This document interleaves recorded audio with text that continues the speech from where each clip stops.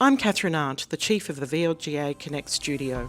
Welcome to today's episode, brought to you by the VLGA, your councillor support network and the national broadcaster on all things local government.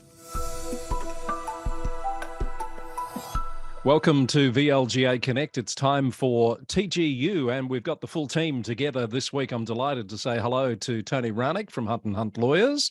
Hey, Tony. Hey, Chris and Julie. And Julie Reid, of course, is with us. Hi, Julie. Hi, Chris. Hi, Tony. Nice to be back with you. Lovely to have you all back. And we had a week off for Easter. We're having a little time off after this episode as well. So we want to just bring everyone up to date with what's happening around the sector over the next 20 minutes or so. And I do want to say special mention to your team, Tony, and Hunt & Hunt Lawyers as sponsors of TGU here on VLGA Connect. It's greatly appreciated. Always great to be here and to support this, and on a Thursday morning today. Yes, well, for the viewer, hopefully it's seamless. It's coming to you on a Friday. We're just recording on a Thursday, and that's because one of us is just disappearing for a little while. You can guess who that might be. You, Chris, off to some lovely trip around overseas. I can't possibly say. Tony.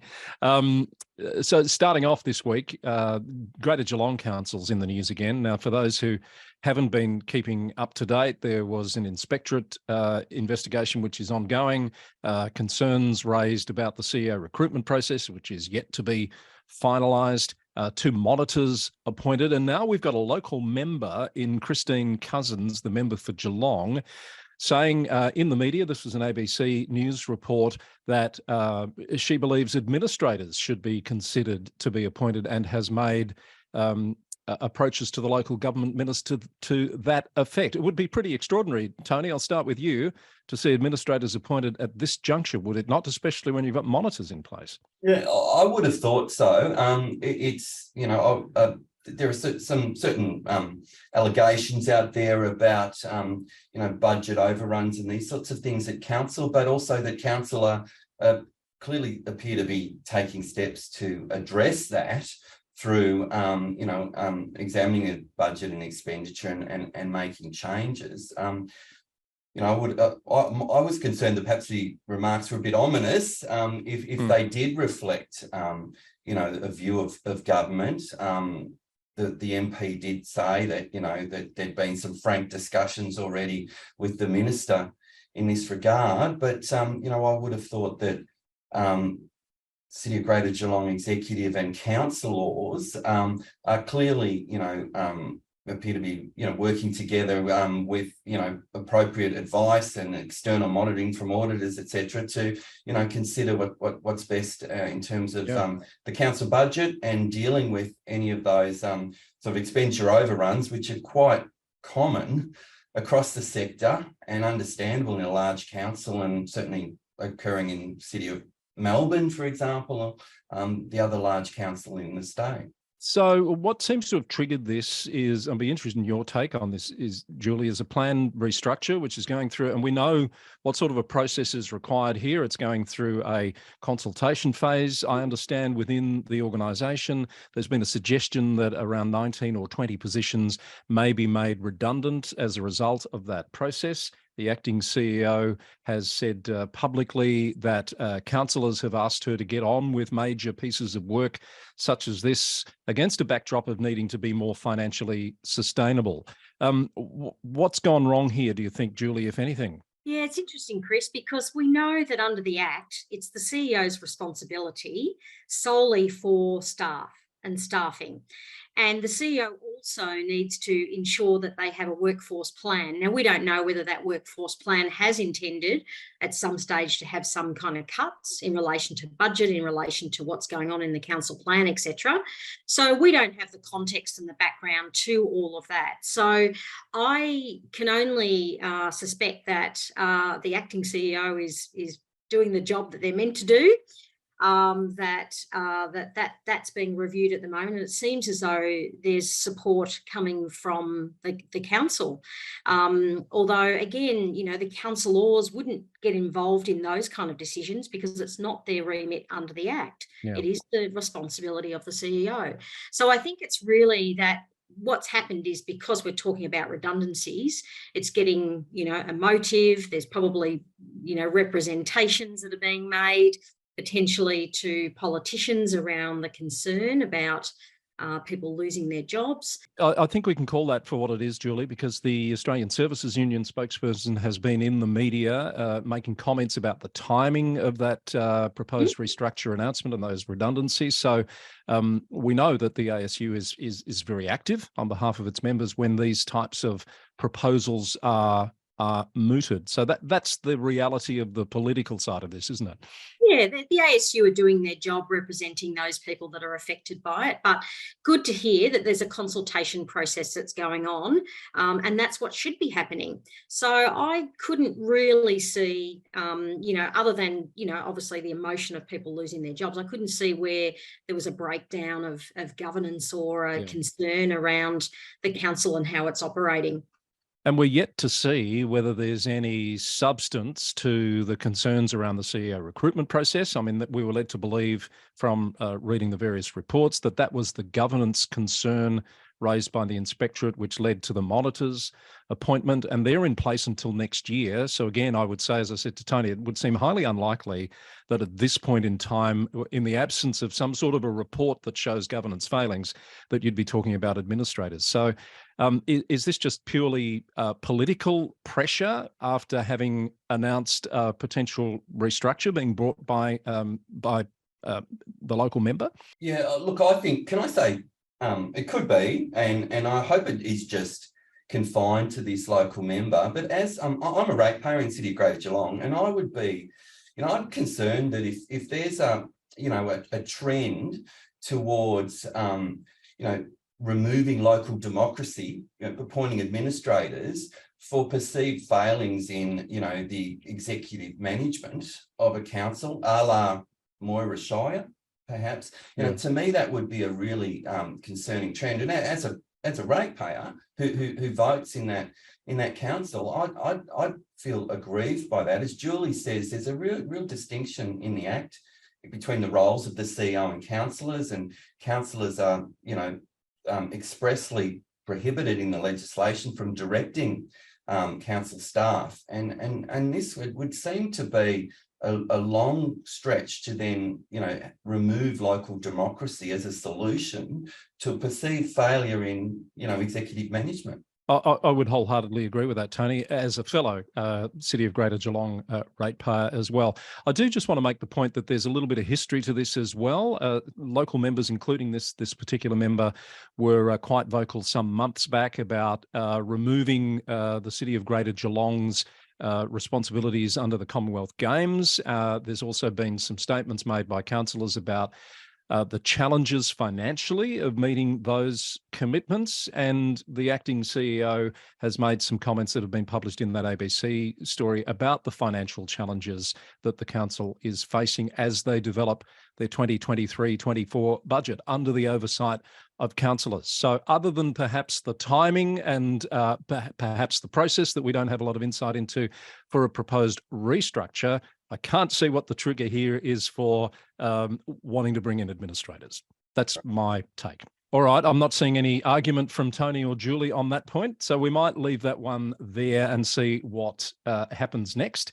Let's go up the road a little bit to Hepburn-Shire, where the Mayor, Councillor Brian Hood, is making news worldwide. And I mean that. This has been picked up all around the world in various media outlets, with the potential here for a world-first defamation suit against the ChatGPT tool, which I think is closely aligned with Microsoft, but the owner is a company called OpenAI.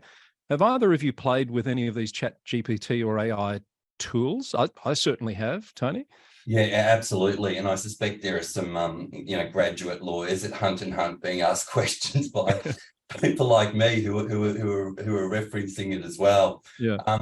Really interesting potential case here. I understand like a letter of concern has been written by Councillor Brian Hood, the mayor at Hepburn, where I'm a ratepayer as well. Might be easy now. Can we just list the councils that you're not a ratepayer at, Tony, perhaps?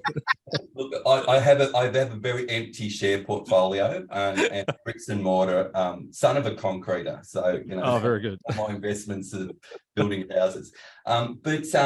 You know, so the background to this is that, you know, in the early 2000s, I think, Councillor Hood was then had a role, a manager role at Note Printing Australia, and was had raised concerns with senior management about, you know, the conduct of consultants or officers of Note Printing Australia internationally. I think some foreign bribery type allegations and that stuff. So he was the whistleblower in what ultimately led to an investigation. And it seems that incorrectly, ChatGPT has been providing a response to a query about his involvement in that incident, saying that he was one of the culprits rather than the whistleblower. Now, you know, as someone involved in local politics, his reputation would be very meaningful to him. So I can understand the grievance that he's raised. I imagine that OpenAI, the owners of ChatGPT, are, you know, doing everything they can at the moment to remedy, you know, that algorithm that brings that result, so they can, I guess, comply with that letter of concern. Tony, do you get a sense that it's ChatGPT is just a misinterpreting material in the way it's being presented in response to the question that was obviously asked, or is it pulling up material that's not verified or you know, factual in the way it presents information? Yeah, and look, I'm not the authority on how these you know, algorithms work, but they gather content from what's out there on the internet, and so, as we know, you know, not every piece of content on the internet is accurate, and you know, it's a case of you know, them sort of averaging the information, I guess, and coming out with some language that kind of reflects what's out there on the internet. So I don't understand why in particular this result would have occurred, but I can certainly understand the councillors' concerns. Yeah. Julie, I think you've got a pretty good relationship with Hepburn Shire, having done some work there. Do you think Councillor Hood is serious about going all the way with this? Is it the sort of thing that you can see him doing? Oh, yeah, absolutely. Yeah. And look, you know, if I was in his position, I'd probably take them on as well. You know, good on him for trying to protect his integrity. And you know, the fact is, what is interesting here is the fact that they have honed in on that he is a mayor. Do you know what I mean? So it's kind of the mayor and a mayor and a councillor, and probably all of what has happened has been before he was a mayor, but they've honed in on labelling him as the mayor, and the mayor, you know, prepares this defamation lawsuit. Yeah. So I'm just a bit sort of annoyed that the media takes that role that they play, even though it might be him dealing with that personally, takes that role and makes it look like, oh, a mayor and a councillor, you know. Well, it's not inaccurate, of course, but you can sort of understand why it plays out that way. Yeah. So I'm sort of, look, I just think good on him for trying to protect his integrity. I suspect that this will cause him some headaches, and, you know, it may even lead to some kind of, you know, looking at his role and looking at this case closer by the local government inspectorate potentially. So, you know, that could be really uncomfortable for him. I hadn't thought of that angle. I hope it makes it a bit uncomfortable for OpenAI and OpenAI and ChatGPT, and that they look at the system behind this that can return those sorts of results, because if it's happened once, it'll happen again. Yeah, absolutely. So it's good that, I suppose, it seems as though, like you said, that the first case that we're aware of, it might then give courage to other councillors that find themselves in this similar situation to be able to maybe take on multinationals like this if it is successful, or if there is a good outcome. So good on him. He's a gutsy guy, and you know, good luck to him. Or even other individuals, whether they're councillors or not. So it must be a fascinating one to keep an eye on from a legal standpoint, Tony, and I'm sure you'll let us know if you hear of anything more developing. And I think the implications are that, you know, if he was successful or some public figure was successful in an action like this, there'll be a lot of public figures, you know, maybe in this instance, other councillors typing their names into ChatGPT, you know, is, you know, Councillor Tony a good guy, and see what comes out. You know, real hornet's nest being opened here. Yeah, perhaps we should have. I know what what we're all going to do after this. Yes, well, I was thinking we should do it as a live demonstration, but maybe that's a bit dicey. All right, try that off air. A couple of other news stories out of Victoria that are worth noting. The Lloyd Group has gone into voluntary administration, and this is impacting a few councils so far. I'm aware of infrastructure projects at Bayside and Macedon Ranges being impacted, and those two councils are assessing the way forwards for some pretty big projects on their capital works program. Tony, you think Frankston might be impacted as well? Yeah, I'm sure Frankston are impacted in terms of current projects, but a whole, you know, plethora of councils, including in Victoria, particularly have projects that have been completed by Lloyd Group, and potentially there might be some insurance or maintenance kind of runoff issues that apply there. You know, lots and lots of councils. You know, I just went on the Lloyd website and saw Casey and Kingston, Melton, Cardinia. You know, and that was just I gave up after that. Yeah. But yeah, Lloyd Group been around for quite a while, about 40 years, founded in southeastern suburbs of Melbourne, and then opened offices in Geelong and Sydney and Brisbane. And besides working heavily in the education space and aged care, a lot of work for local governments and state governments, things like recreation reserves, pavilions, these sorts of things. And I think over at Bayside, there's the Dendy Street beach pavilion that Lloyds were, you know, involved in the current arrangements around construction and you know, another basketball stadium in Bayside as well. So real implications. The council, I think Deloitte is the voluntary administrator or liquidators at the moment, and are looking to see what they can salvage out of that you know, business failure, if you like. Tony, I was reminded of a comment you made some weeks back now on the program about how to deal with fixed price contracts, given from a council point of view, given the issues that are being experienced across the sector and beyond. I noticed, and I can't quite find it at the moment, I think the state government, I read, is giving some consideration to how to deal with that fixed price contract issue when a company might be looking to go to the wall because things have changed so much. Yeah, I believe that they're revisiting that issue. It was the subject of some sort of consideration by the state government some months back, and then and you know, negotiations with the domestic building sector. And I think the state government said something like, we won't we're not going to pursue this unless we get some, you know, concessions around affordable housing from the sector. It may well be that the sector's more in a mood to be concessionary at the moment, given you know, the clear struggles that they face. Okay, moving on. A big announcement this week by 120 mayors and councillors from right across Australia, and quite a big cohort from Victoria were part of this. It's been brought together by the Cities Power Partnership, which is part of the Climate Council, and it's about wanting to see some particular action in the electric vehicle space to aid the take-up. Julie, this is pretty unprecedented, I think, to see this sort of coming together of councillors from right across the country.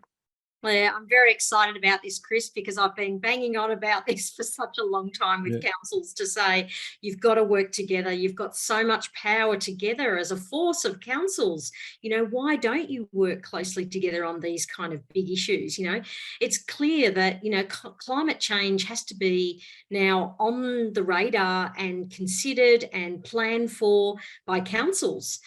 So councils should be looking at these kind of things really seriously.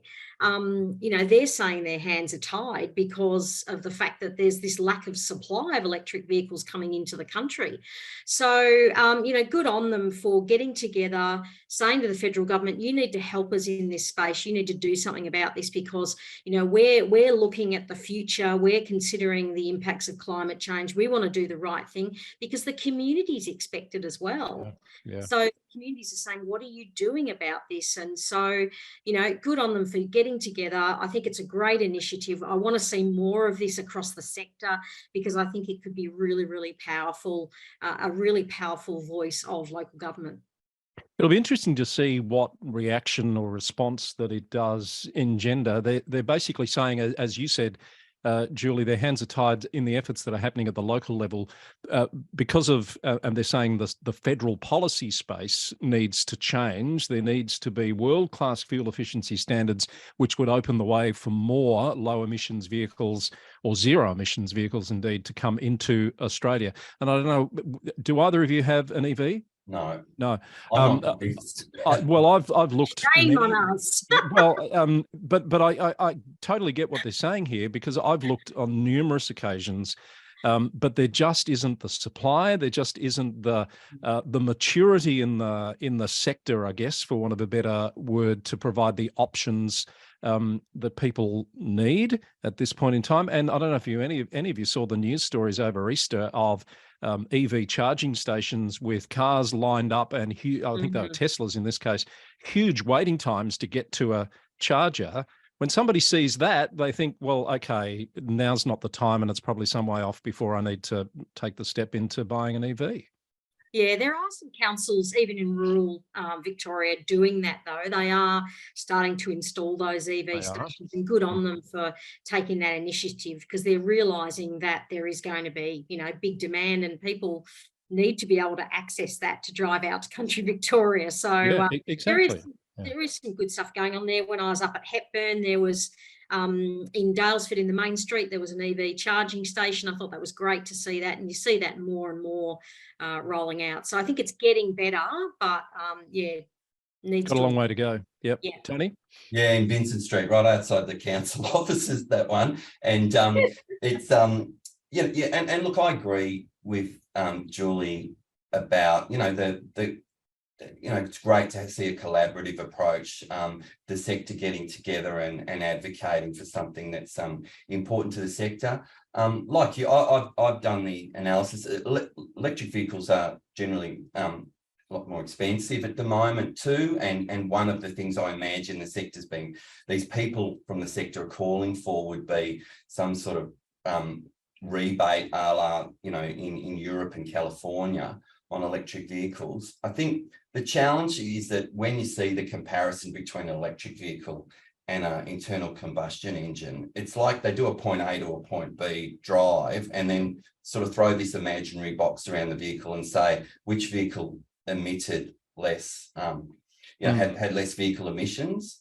But I think you've got to look at the life cycle of the vehicle and look at, the manufacture of the vehicle, manufacturing batteries, most of the material goes into the battery is mined, a lot of carbon emissions. Then the battery lasts for no more than 10 years. The average age of Australian fleets over 10 years. And then when you compare, your Toyota Corolla that's electric to your Toyota Corolla that's internal combustion, I think the apples to apples comparison would be the two having the same range. So you need to get the Corolla electric vehicle with the super high performance batteries that are bigger and more of an impact. But I think ultimately we'll all be driving them. And I think maybe it's right for the sector to be kind of leading the charge here for better choice, better options. Whether it stacks up right now, Tesla in the top 10 vehicles being sold in Australia at the moment, which is a development. And we're seeing more cheaper vehicles coming through as well, a lot of them from China. And Chris, I'm really excited about the fact this is the strategic space that the councils should be in, the strategic planning for the future, looking at ways to support what they're trying to achieve. So I like the strategic nature of it as well. Agree. Range, Tony, is just one thing. The other thing that's an issue for me is show me one that's got range and you can tow a trailer. And I'll just leave that one there. So there's still a few things to be sorted for me and for those of us who live outside of the main metropolitan areas. You're shaking your heads and laughing, but it's a serious issue. Let's move on to the Local Government Mayoral Advisory Panel, which has been appointed for this year by Minister for Local Government, Melissa Horne, 13 mayors from across Victoria, and a really nice mix right across the state. And it's a women councillor heavy panel, which is good to see. Chris, I'm loving this, and I think this is a great opportunity for mayors. I think that there are some great mayors that have been selected for the mayoral panel this year. I remember when I was in LGV and saw the mayoral panel unfold during that year. I thought it was a really good forum for the minister to be able to really understand some of the challenges facing in different topics, really relevant topics for local government. I think it was really good from the ministerial perspective for them to really understand, what they were facing, not only on a day-to-day basis, but what are the trends that are coming that would impact on local government. So I'm a real big supporter of this initiative. I think it's great for the mayors as well to have a voice. And I think that, it'll be interesting to see what topics that they discuss this year. But governance and accountability are said to be the key. They have this focus on governance and accountability. So whether or not that will jump on the back of the culture review, I suspect it will, and it might be an open conversation about maybe how local government are going to take that forward, because it was expected that local government would embrace that and address that particular issue. So I suspect that there's a bit of a theme of that will be a flavour of that this year. But yeah, look, it's a great initiative, and it's really good for the mayors to be involved. We'll get JLF to put up the list. Be easier than reading through it, but there are there's a mix of experience and some of the newer mayors from around the state on this list, and it's a good mix of metro, regional, and rural as well. So well done, and best of luck to that panel. We've had some CEO news since we last met. Corangamite Shire has appointed David Ray as its new Chief Executive Officer. David was a director at Corangamite, went to Moyne Shire as a director, and is now coming back as the CEO. Do either of you know David? I've met David at LG Pro Forums. Very pleasant fellow, and congrats to him. Yeah. Absolutely. And I'm sure you're being formerly at Kingston, well acquainted with Andrew Day at Manningham, Julie, who's been reappointed on a new 5-year contract.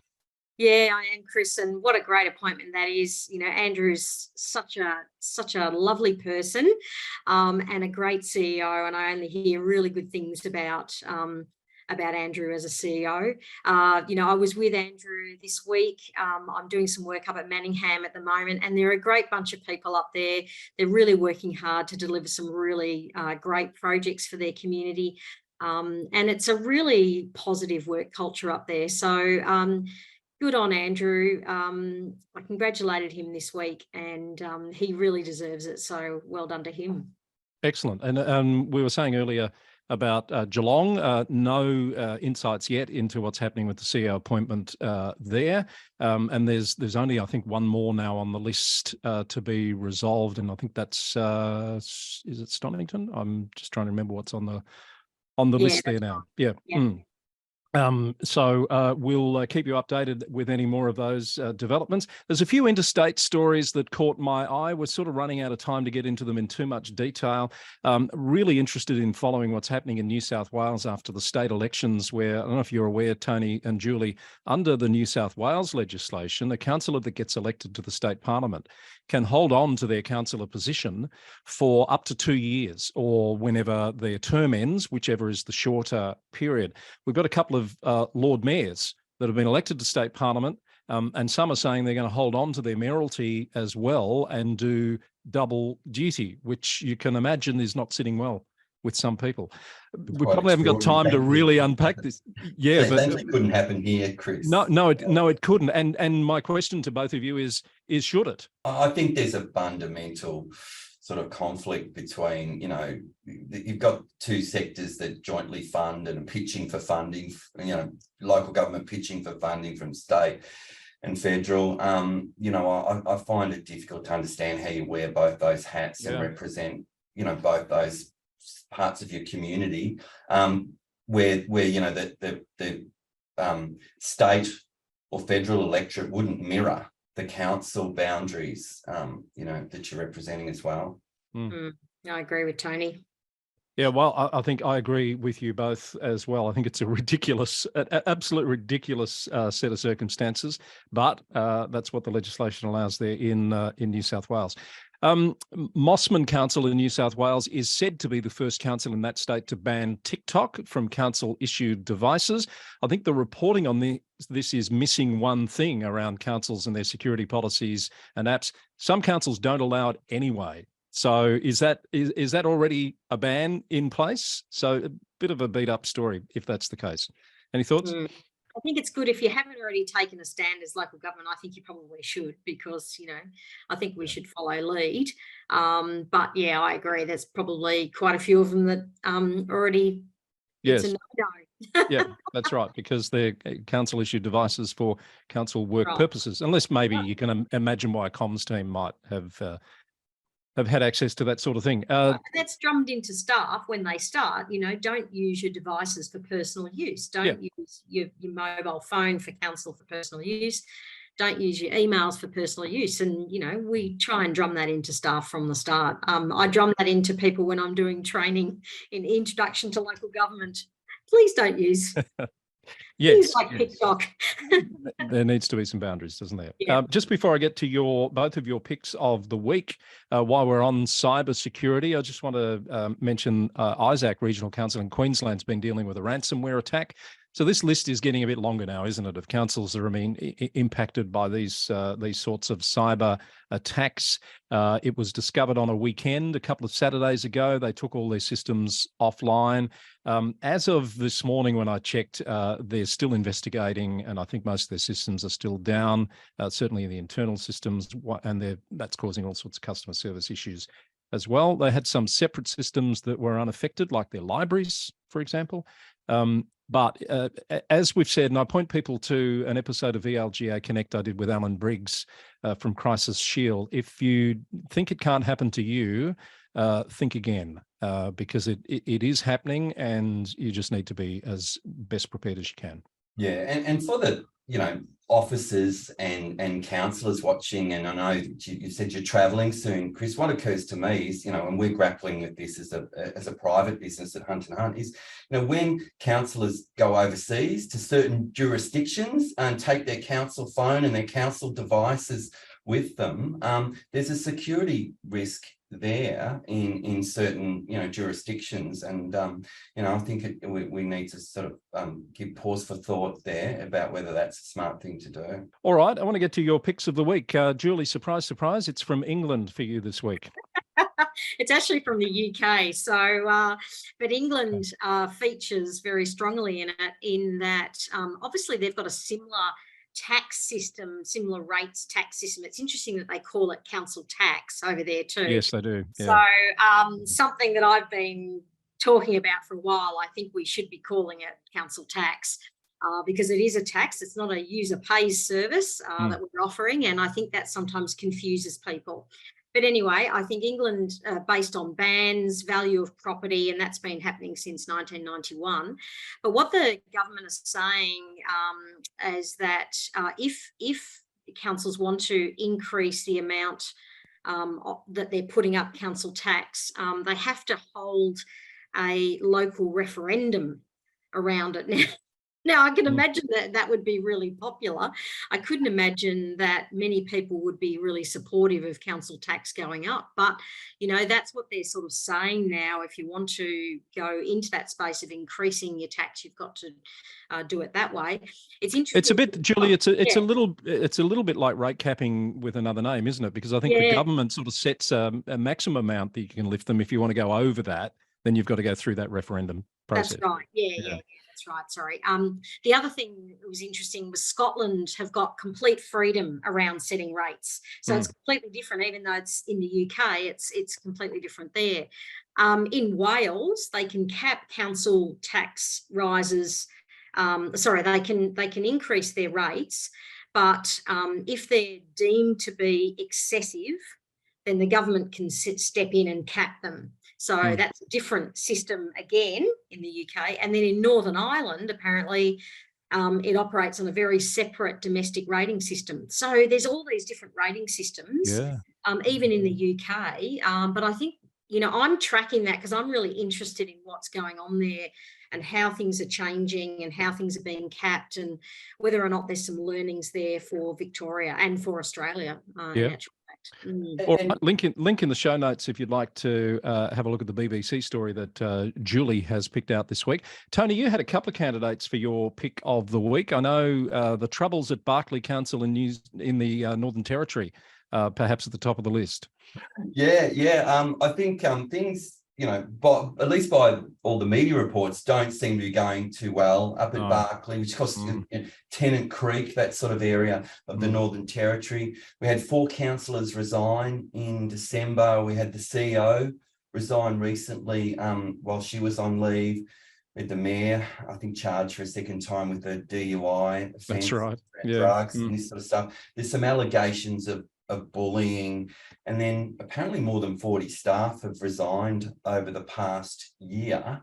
Well, the latest news is about it's coming from some disgruntled former employees who have complained about allegedly the burying of a report, a business process review that was undertaken in January up there apparently, and they're saying that it's been buried and hasn't seen the light of day for the public, the outcomes of that review. I've got to say the mayor and the former CEO have come out publicly in the past and said, this is just an example of disgruntled former staff, venting publicly, and there's no significant issue at the council, but it seems to be lightning struck there a number of times, so I imagine that there'll be some sort of oversight at some point by the government to decide what to do there. If you look at the Berkeley Council website at the moment, the Chief Executive Officer position is listed as a TBA. I'm not sure I've seen that before. There's usually been an acting or an interim name or something in there. Emma Bradbury, who was the CEO, who left, as you said, Tony, while on leave, has made a statement on LinkedIn just this week talking about some positive things that happened during her time at Berkeley, and we wish her the best. There's 2 sides to every story, of course, we remind people. And as far as those 4 councillors that resigned, 2 of them have been replaced immediately because there are only 2 nominations for a by-election, but there's another ward by-election that's going to be needed, and that's happening over the next month or so. So one to keep an eye on there at Berkeley. I'll let you have a quick second one, Tony, because there's a car park in Carlton that's caught your eye as well. All the places on the ratepayer, mate. This is they call it brutalist, is the architectural style. I love it. Do you? Yeah, but 1970s era, 7-storey car park, corner Grattan and Cardigan Street, was the old Royal Women's Hospital car park. Melbourne City Council have voted this week to adopt the Carlton Heritage Review, which heritage lists this building.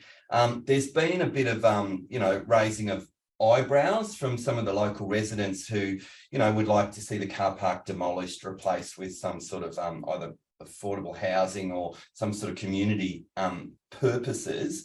The acting mayor, Nick Rees, has made the point that this listing doesn't prevent redevelopment of the site, even a demolition of the car park, but I would have thought that that it would make that perhaps a little more difficult and require a little bit more evidence-based material. What occurred to me was that really this demonstrates the kind of the change in the rationale for heritage listing. I think when we started, I was at primary school in the 70s, but in the 70s, a lot of the heritage listing was about, reflecting the community's concern that a building that was had some sort of aesthetic values was but not being looked after and was being allowed to sort of crumble, and developers were going to come in and demolish it. And so it was to reflect the community's desire to preserve the building. And so this seems to be just another example, I guess, of that that phenomenon, which is, the changing in the way we approach heritage listings. And Julie, I sense you're a fan of this car park. Look, I am a fan of brutalist architecture. I will put my, cards on the table. I've seen some amazing brutalist architecture across the world. I think it's a really important period of architecture and style of architecture that needs to be protected. I am a planner and I am someone that really values heritage. So I've got lots of opinions around this. However, what we're seeing out there are some really amazing architects that have got sort of this heritage skill as well, heritage architects that are able to design buildings around or above or whatever, heritage listed properties. So it doesn't mean that it's all doom and gloom and nothing's ever going to be able to happen to that particular car park. But look, I think, I'm all for protection of these unique types of styles of architecture, like brutalist architecture. I'm very biased in this space, but good on Melbourne City, and let's watch with interest what happens over a period of time. And Julie, just to call out for you, Monash City Council's offices in Glen Waverley, go in the old part of there, and a real example. Yep, I've been there and I love it. It might be the most passionate speech I've heard you give on the program yet, Julie. All right, we need to wrap this up. I had a quick one, which I've covered on the Local Government News Roundup a couple of times, out of New Zealand, where Gore District Council is in the middle of some pretty serious times at the moment, where the Mayor and the CEO will not meet together one-on-one. The relationship has completely broken down. This is where a mayor was elected last year and became the youngest mayor in New Zealand. The council has had to appoint a designated intermediary from amongst their number as a go-between between the mayor and the CEO. This can't last, clearly. So we'll keep an eye on what's going to happen at Gore District Council in New Zealand. Tony, Julie, thank you. We need to draw the line somewhere. Lots to talk about this week, and we're not going to be back for another couple of weeks, but never fear, there'll be some special episodes of VLGA Connect dropping next week and the week after, and I look forward to having you back on the program in a few weeks' time. Thanks, Chris. Thanks, Chris. Tony Ranick from Hunt & Hunt Lawyers, our sponsors, and Julie Reid from Julie A. Reid and Associates with us here on TGU from VLGA Connect. We'll see you again soon. Bye for now.